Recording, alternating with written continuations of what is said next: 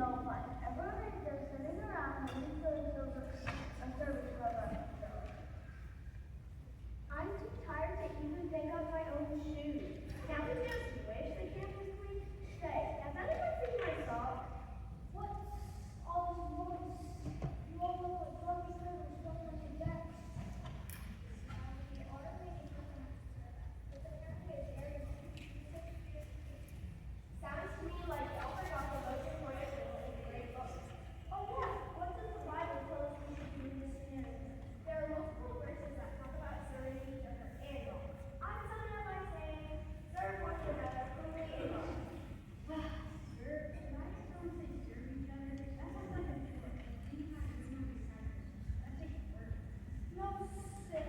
Serving is a superpower. When you serve, you are just like Jesus. And remember what Joshua said in the Bible. That's an outfit. I mean, that's a... He said, as for me and my house, we will serve the Lord.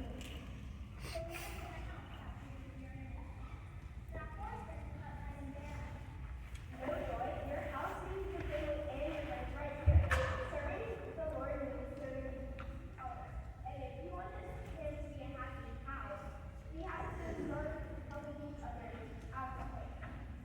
You know, you can want to be the greatest of all by yourself. You know,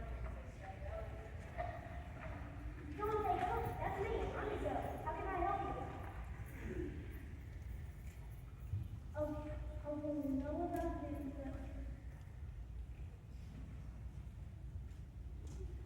But we want to serve like Joshua was. We even want to serve the Lord. But where do we start? Start with what you are good at. Go. What can you do? I can clean up all this crap and things like this out of the people. Wow. There's a book you can read. All this crap and things like this. I can definitely get those smart. I'll get those things.